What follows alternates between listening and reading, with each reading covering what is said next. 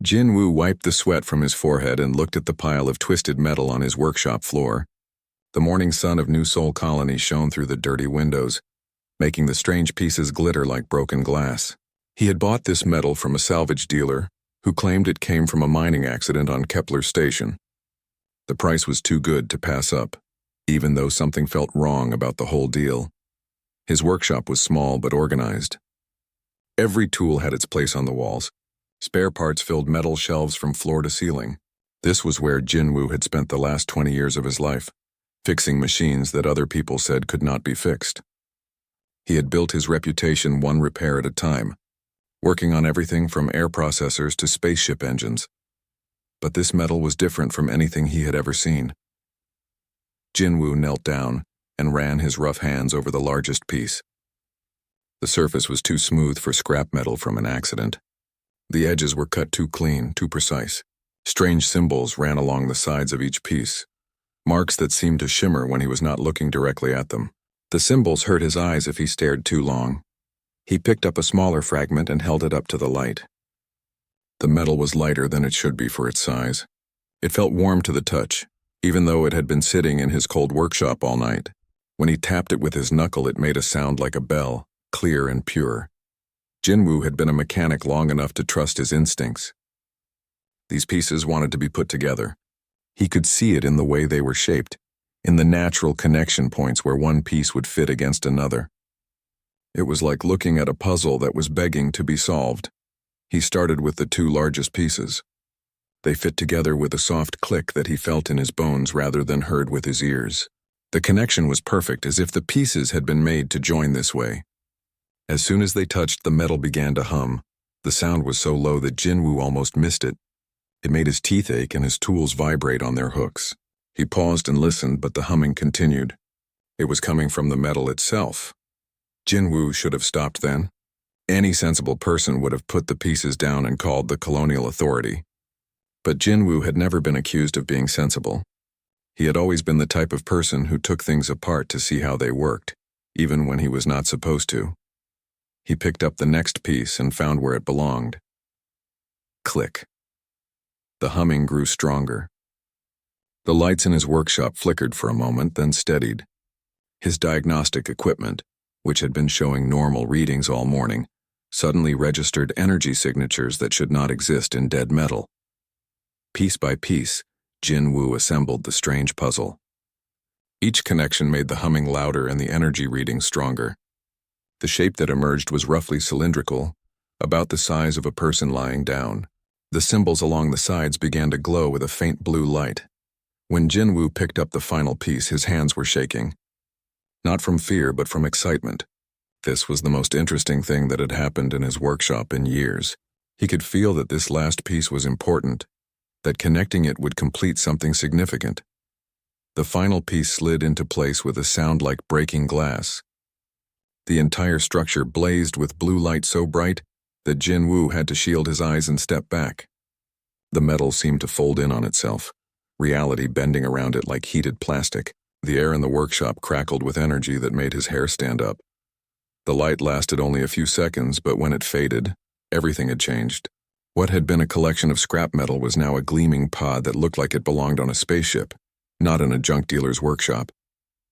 The surface was mirror smooth and warm to the touch.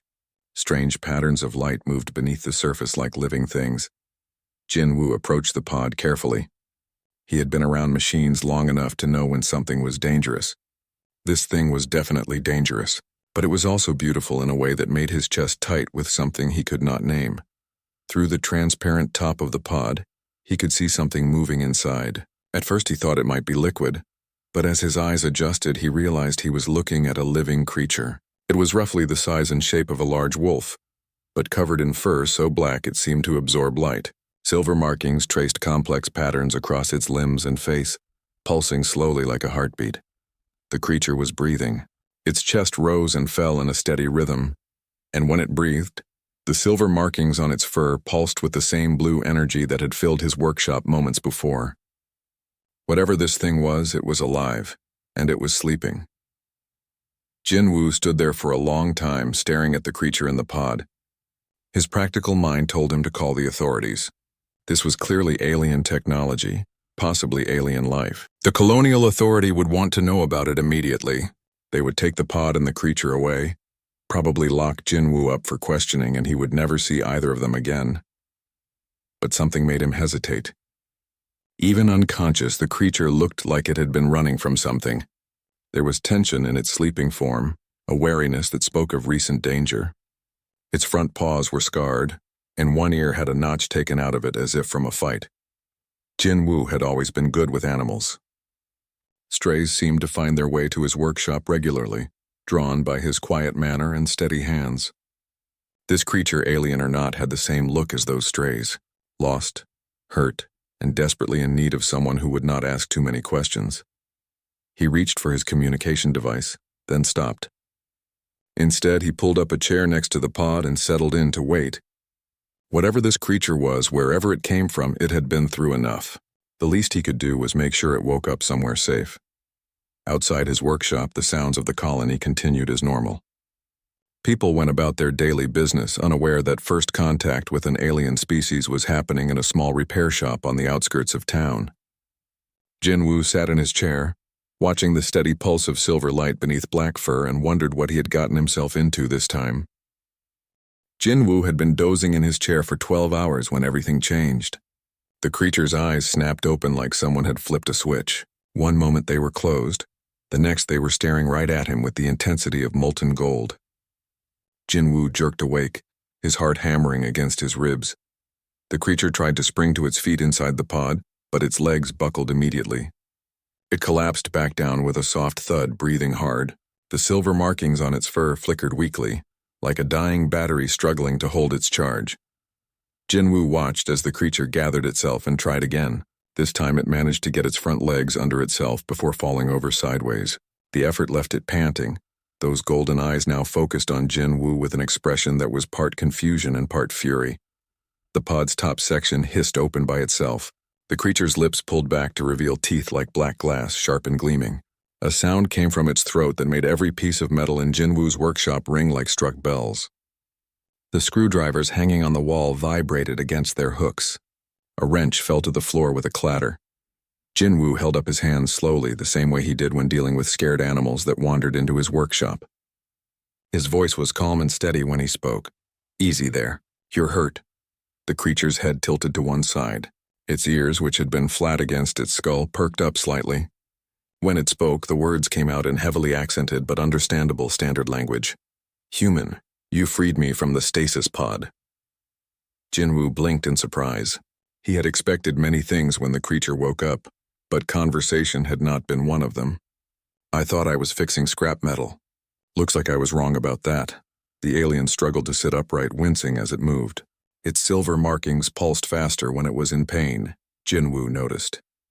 The creature looked around the workshop, taking in the tools and machinery with intelligent eyes. "My name is Kalen," it said. "I am a guardian of the Void Fleet, or I was before my ship was destroyed." The creature's voice grew bitter. "The hegemony found us. They always find us eventually." Jinwoo leaned forward in his chair. "Hegemony? Void Fleet? I've never heard of either of those things." Kalen's golden eyes fixed on him with something that might have been surprise. "Your species is still isolated then." "That is good. The hegemony has not reached this far into the outer territories yet." "What's the hegemony?" "Death," Kalen said simply. "They are death in the shape of an empire. They believe that only their species has the right to rule the galaxy. Everything else must serve them or be destroyed." Jinwoo felt a chill run down his spine. "And they destroyed your ship?" "My entire fleet, 17 ships, 300 guardians." Kalen's voice was flat, emotionless. "I barely escaped to the emergency stasis pod before my vessel exploded. The pod must have drifted for weeks before landing on this world. The alien tried to stand again and managed to get to its feet this time, though it swayed dangerously." Jinwoo could see that Kalen was much larger than he had first thought. Standing upright, the creature was nearly 8 feet tall. Its black fur seemed to absorb the light from the workshop's overhead lamps. "You need medical attention," Jinwoo said. "I could call the colonial authority. They have doctors who might be able to help you." "No!" Kalen's voice cracked like thunder. Several of Jinwoo's tool handles split along their length. The creature noticed the damage and looked ashamed. "Forgive me. I forget that humans are more fragile than my people. What's wrong with calling for help? Kalen's ears flattened against its skull again. The hegemony has agents everywhere. Spies, informants, beings who sell information for credits or safety. If word spreads that a guardian has been found on this world, they will come. How do you know? Because they always come. And when they do, they will kill everyone who has seen me. Men, women, children. It does not matter to them. Witnesses are loose ends, and the hegemony does not allow loose ends to exist. Jinwoo felt his mouth go dry. They would kill people just for seeing you? They would kill people for much less than that. Kalen took a careful step toward the workshop's back room, moving slowly to avoid falling. I must leave before they track me here. I have already put you in too much danger. Where will you go? Kalen paused at the doorway. I do not know. Find somewhere to hide, perhaps. Wait for my strength to return. Try to reach other survivors if any exist. Jinwoo stood up from his chair. You can barely walk. You won't make it 10 feet outside before collapsing. That is not your concern. Actually, it is. Jinwoo crossed his arms. This is my workshop. That makes you my responsibility, until you're well enough to leave safely. Kalen turned around slowly, staring at Jinwoo as if he had announced plans to wrestle a fusion reactor with his bare hands. You would shelter me? Knowing the danger it brings? I've dealt with worse problems. Jinwoo gestured around his workshop. Besides, you're the most interesting thing that's walked through that door in years. Interesting. Kalen tested the word like it had a strange taste. Most beings who encounter hegemony hunters do not live long enough to find the experience interesting. Jinwoo shrugged. Most beings aren't me. For the first time since waking up, Kalen's expression softened slightly. The fury in those golden eyes was replaced by something that might have been hope. Why would you risk this for a stranger? Because you're not really a stranger anymore, Jinwoo said. You're Kalen. You're a guardian, whatever that means. You lost your friends and your ship to something called the hegemony. And right now you're hurt and alone and probably scared, even if you're too proud to admit it. Kalen was quiet for a long moment.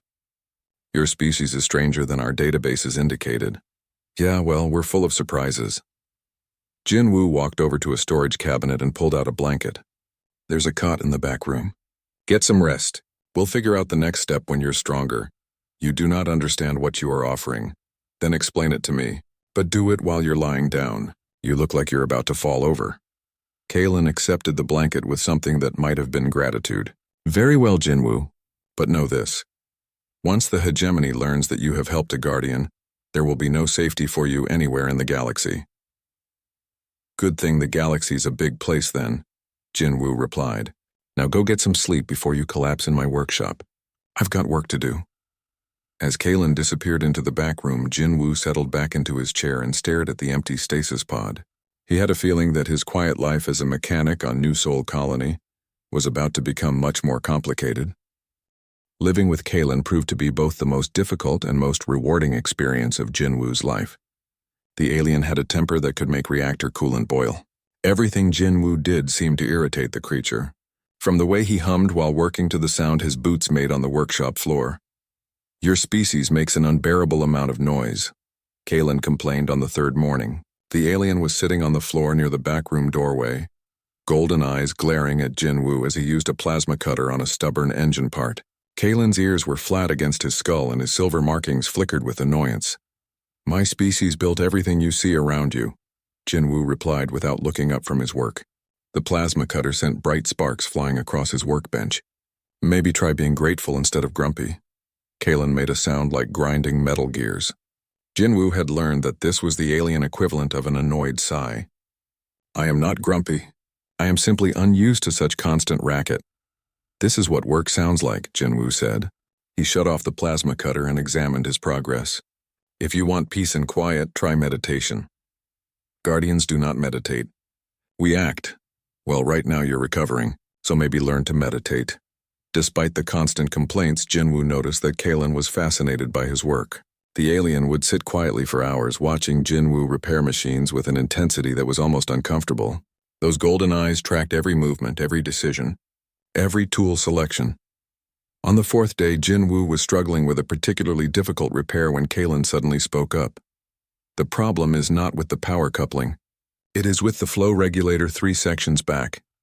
Jinwoo paused and looked at the alien. How could you possibly know that? I can hear it. The harmonic frequency is wrong. Kalen's ears twitched.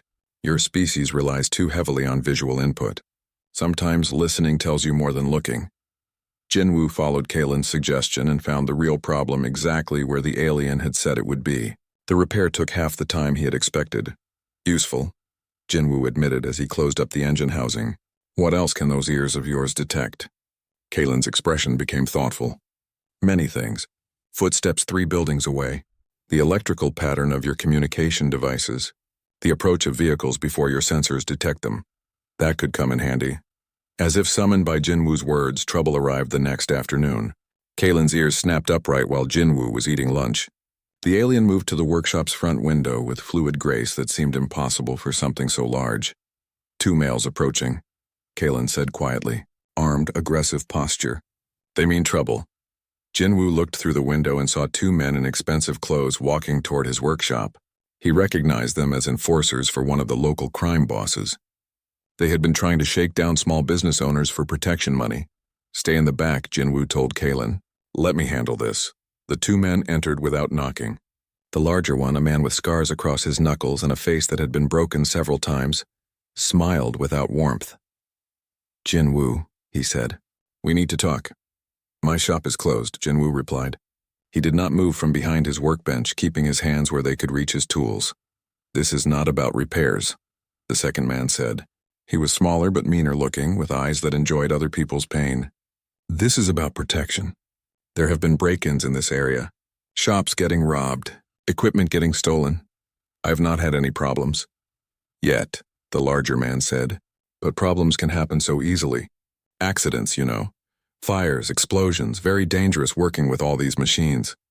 Jinwoo felt anger building in his chest. These men were threatening his livelihood, his home, everything he had built over 20 years of hard work. How much protection are we talking about? Reasonable rates, the smaller man said. Only 500 credits per month. Very affordable for a man with your skills. And if I say no, then we cannot guarantee your safety, the larger man replied. Bad things happen to people who do not want our protection. Before Jinwoo could respond, a shadow moved behind the 2 men. Kalen emerged from the back room like darkness given form. At his full height, the alien towered over both humans. His lips were pulled back to show those razor-sharp teeth, and his silver markings blazed with energy. The 2 enforcers spun around and found themselves face to face with 8 feet of predatory alien. The smaller man made a sound like a squeaking mouse. The larger man's face went white as fresh snow. Kalen did not say a word. He simply stood there, radiating menace like heat from a furnace. His golden eyes fixed on each man in turn, and they both took several steps backward. We, the larger man stammered. We have business elsewhere. Urgent business, the smaller man agreed. They fled from the workshop so quickly that one of them tripped over his own feet and nearly fell. Jinwoo watched them disappear down the street at a run. That was effective, he said. Kalen's threatening posture relaxed slightly. I do not like bullies.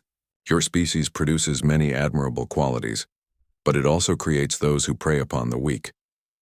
You have studied humans before? The Guardians study all species we encounter. Kalen moved away from the window and sat down heavily. The brief confrontation had tired him more than he wanted to admit. Humans are curious beings. You build with one hand and destroy with the other. You create beauty and horror in equal measure. Jinwoo set down his tools and gave Kalen his full attention. What else do your files say about us? That you possess something rare in the galaxy. Kalen's golden eyes met Jinwoo's. You have the capacity to surprise even yourselves.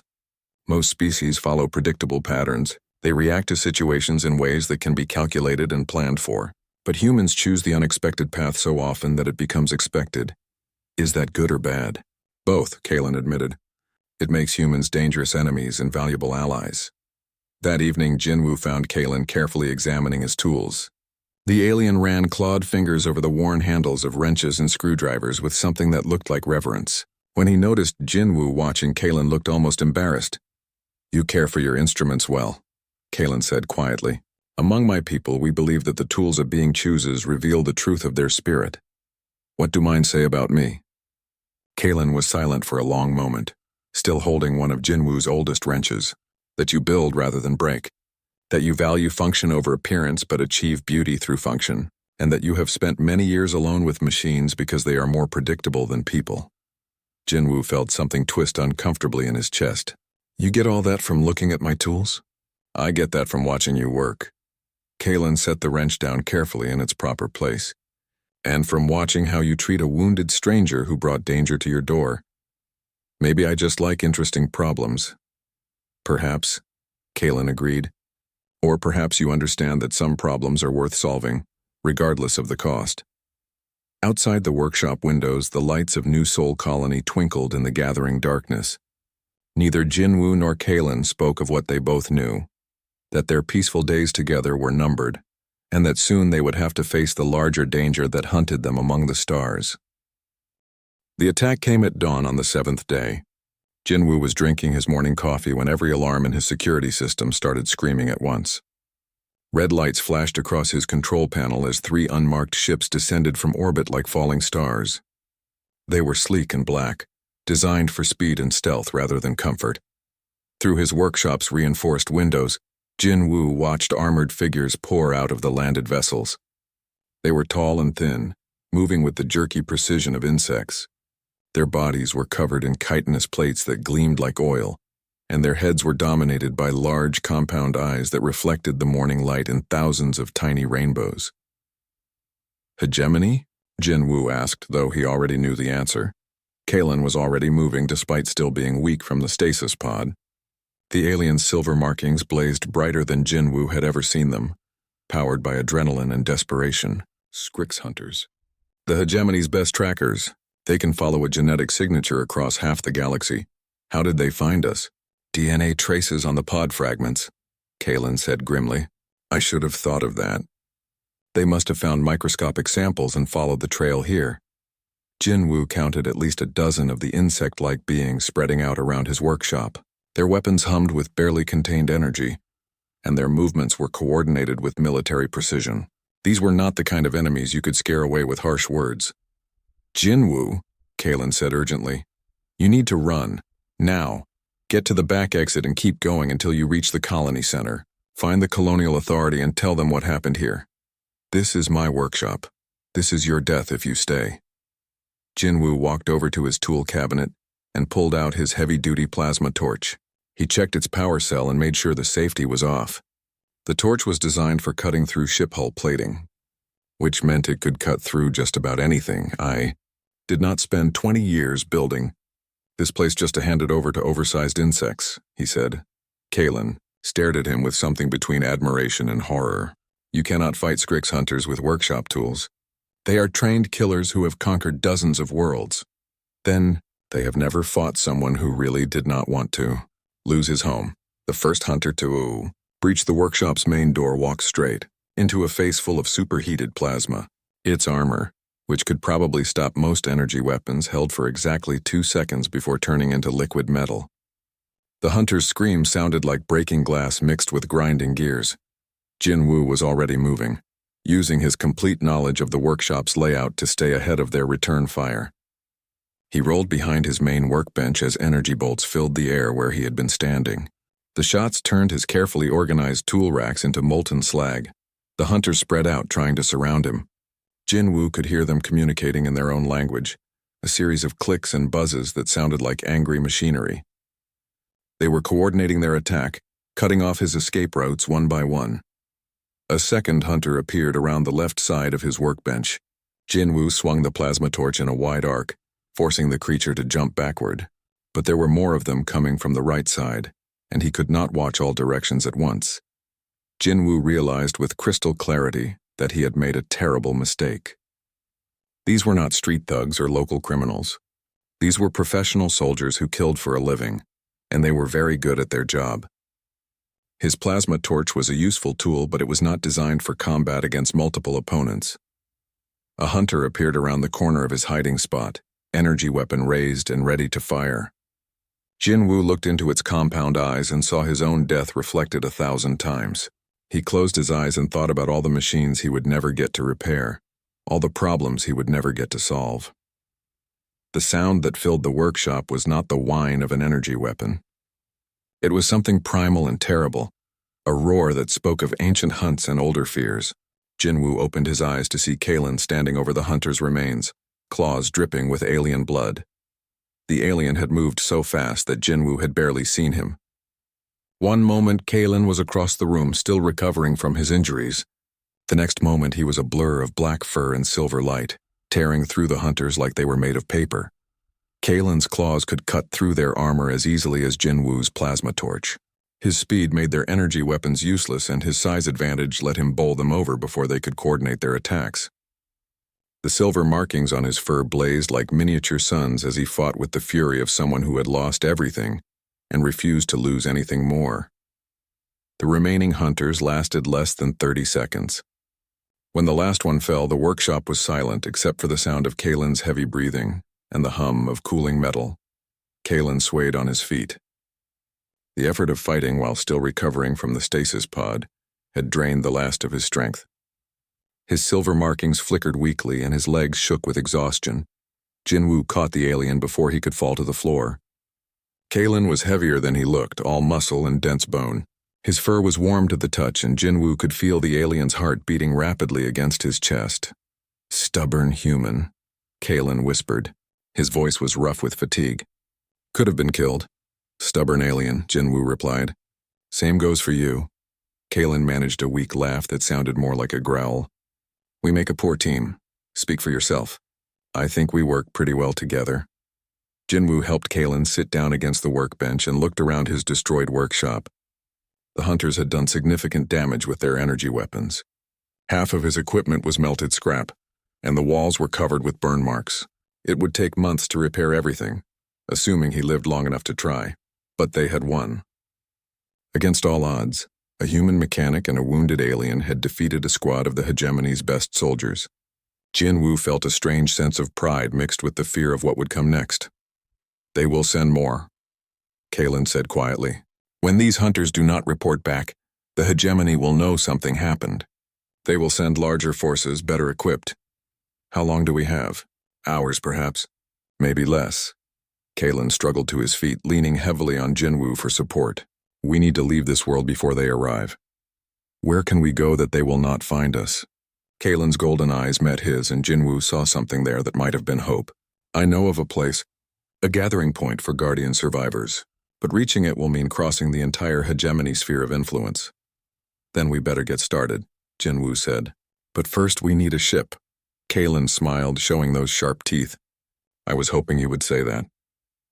The Scrix Hunter ship was a treasure trove of advanced technology that made Jinwoo's hands shake with excitement. While Kalen stood guard, Jinwoo crawled through the alien vessel's cramped corridors, examining systems that were decades ahead of anything humans had built. "This is incredible," he called out to Kalen. "Their power core alone could run my entire workshop for 100 years. "Be careful what you touch," Kalen warned from the ship's entrance.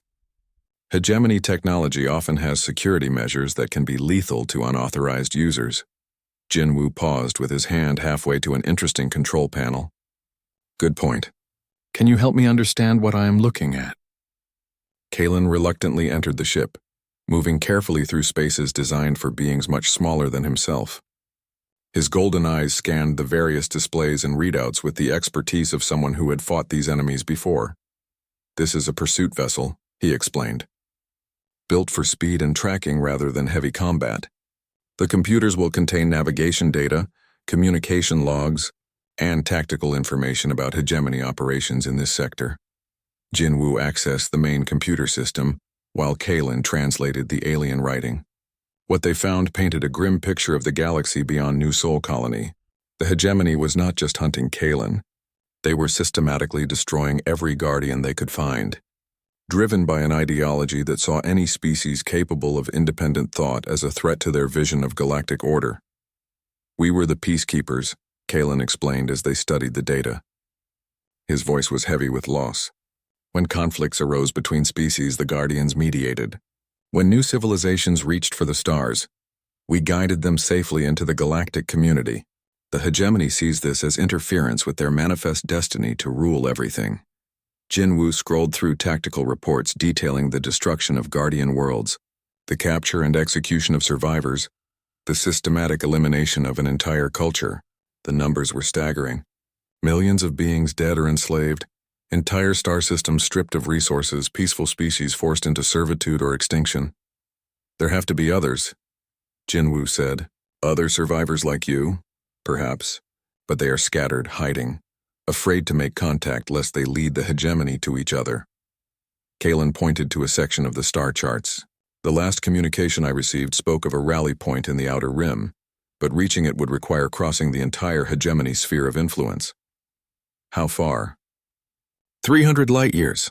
Through some of the most heavily patrolled space in the galaxy. Jinwoo studied the navigation data, calculating distances and fuel requirements. Then we better get started. But first we need a proper ship. Kalen's head turned to stare at him. We? You need transportation. I need a purpose. Jinwoo was already mentally cataloging which components from the hunter ship could be salvaged. Seems like a fair trade to me. Jinwoo, you do not understand the magnitude of what you are suggesting. The hegemony controls dozens of star systems. Their fleets number in the thousands. Even if we could reach other survivors, what could a handful of guardians and one human mechanic accomplish against such odds? Jinwoo paused in his examination of the ship's drive core to look at his alien friend. You want to know what humans are really good at, Kalen? We are good at building things that should not work, and then making them work anyway. We are good at taking impossible odds and finding the one angle nobody else thought of. And we are really, really good at being too stubborn to quit, when sensible people would give up. Kalen's silver markings flickered in what Jinwoo had learned was the alien equivalent of laughter. You believe we can challenge an interstellar empire with spare parts and determination? I believe we can try. Besides, Jinwoo gestured at the wreckage of his workshop visible through the ship's viewport. They already made this personal. Over the next week, Jinwoo threw himself into building their escape vessel with an intensity that worried Kalen. The human worked 18-hour days, sleeping only when exhaustion forced him to stop. He salvaged components from the hunter ship, cannibalized parts from his workshop equipment, and somehow made it all work together through a combination of skill, stubbornness, and what Kalen could only describe as mechanical magic. The ship that emerged from Jinwoo's efforts bore no resemblance to any vessel in the Colonial Authority's databases. Built around the salvaged drive core from the Hegemony cruiser, and powered by a fusion plant that Jinwoo had literally hand-forged from scrap components, it looked like the fevered dream of someone who had read too many technical manuals. Will it actually fly? Kalen asked, studying the bizarre mixture of human and alien technology. Only one way to find out, Jinwoo replied. He was covered in grease and metal shavings, but his eyes shone with the satisfaction of a job well done. The design is unconventional, but the principles are sound. We should be able to make the journey to your rally point. Should be. Engineering is not an exact science. Sometimes you have to trust that the universe wants things to work. Kalen walked around the completed vessel, noting how Jinwoo had integrated systems that were never meant to work together. The human had somehow convinced hegemony energy conduits to interface with Colonial Authority navigation computers, all wrapped around a power core that pulsed with barely contained fusion fire. It is ugly, Kalen observed. Beauty is not the point. Function is the point. Jinwoo patted the ship's hull affectionately. She might not look like much, but she will be fast, tough, and completely unpredictable. Hegemony sensors will not know what to make of her. Does she have a name? Jinwoo considered the question seriously. The ship was fast and aggressive, born from the ashes of destruction and built to carry hope across impossible distances. Resurrection, he decided. We will call her Resurrection. Kalen's ears perked up with interest. A name with meaning. I approve. They loaded the ship with supplies, weapons salvaged from the hunter vessel, and all the technical documentation Jinwoo could carry. As they prepared for departure, Kalen seemed unusually thoughtful. You could still stay, he said quietly. Tell the Colonial Authority that the hunters attacked your workshop unprovoked. They would believe you. You could rebuild your life here. And spend the rest of my days wondering what happened to you? Jinwoo shook his head. No, thank you. I have spent enough years fixing other people's problems. Time to help solve one that actually matters. This is not just dangerous, Jinwoo. This is likely suicide. The odds of reaching the rally point alive are minimal. Good thing I have never been very good at calculating odds. Kalen's expression was unreadable. Your species truly is as unpredictable as our files indicated. Is that a compliment? It is an observation. Whether it is a compliment depends on whether we survive the next few weeks. As Resurrection lifted off from New Sol Colony, Jinwoo took one last look at the world that had been his home for 20 years. The workshop where he had built his reputation was a burned ruin, his carefully organized life reduced to ashes and memories. But for the first time in longer than he could remember, Jinwoo felt truly alive. Ahead of them lay the vast darkness of space, an empire that wanted them dead, and odds that any reasonable person would call impossible. He could hardly wait to get started. The journey to the outer rim took them through the heart of hegemony space, but Resurrection proved to be everything Jinwoo had promised. Her strange mixture of human and alien technology confused every sensor they encountered. To hegemony patrols, she looked like a civilian transport. To customs officials, she appeared to be a deep space mining platform. To military scanners, she registered as 3 different types of cargo hauler. When stealth failed and they had to fight, her jury-rigged weapon systems hit harder and faster than anything in the hegemony arsenal expected. Jinwoo had built her weapons from components never meant to work together, creating energy patterns that enemy computers could not predict or counter. Your ship design philosophy is completely insane, Kalen observed after they had outrun their 3rd hegemony patrol in 2 days. Thank you, Jinwoo replied from the pilot's seat. I take that as a compliment. They found the Guardian survivors on a nameless world at the galaxy's edge, hidden in caves beneath a frozen ocean. 37 beings remained from a species that had once numbered in the millions. They were a sorry sight, thin and weary from months of running and hiding. Their leader was an ancient Guardian named Vex, whose silver markings had faded to dull gray with age and sorrow. She greeted Kalen's arrival with joy that quickly turned to suspicion when she learned of Jinwoo's involvement. You brought a human here, Vex observed. Her tone was carefully neutral, but Jinwoo could hear the disapproval underneath. I brought our salvation, Kalen replied firmly. This human freed me from a stasis pod, sheltered me when I was vulnerable, and fought beside me when the hunters came. He built the ship that carried us here, and he has ideas that could change everything. Jinwoo stepped forward, aware of the dozens of golden eyes studying his every move. These beings had lost their entire civilization. They had watched their friends and families die. They had every reason to be suspicious of outsiders, especially aliens they had never encountered before. With respect, Vex, Jinwoo said, you are fighting this war like guardians, honor-bound, following ancient codes, trying to preserve what was. But what was is gone. If you want to win, you need to fight like humans. And how do humans fight? Vex asked. Jinwoo smiled, and there was something sharp in the expression that made several guardians take a step back. Dirty, we cheat. We use our enemy's strength against them. We build weapons from their own technology and turn their victories into their defeats. The hegemony thinks they know everything about Guardian tactics because they have been fighting you for years. They know nothing about human ingenuity. The Guardians were skeptical at first. They had been warriors and peacekeepers for thousands of years, following traditions that emphasized honor and direct confrontation.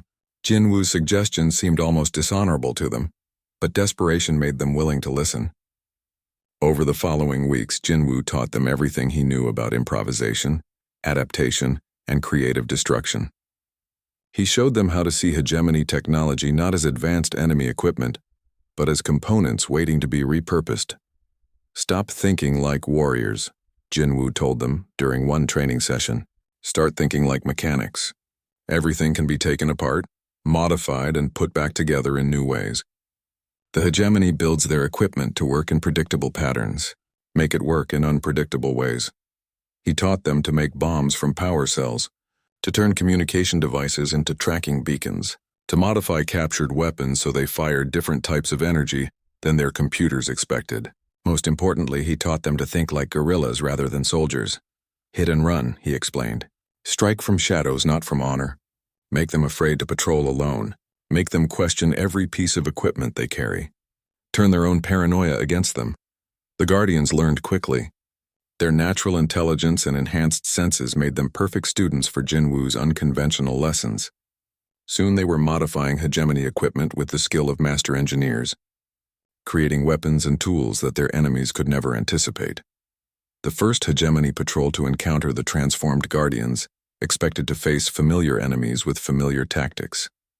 Instead, they found their own weapons turned against them, their communication networks subverted, their supposedly secure ships infiltrated by beings who had learned the human art of finding the weak point in any system.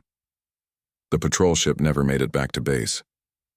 When the hegemony sent a larger force to investigate, they found nothing but wreckage and a message burned into the ship's hull in their own language.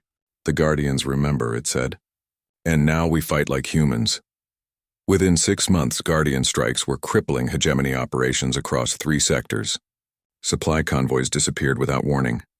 Communication relays were sabotaged in ways that caused them to broadcast Guardian propaganda instead of military orders.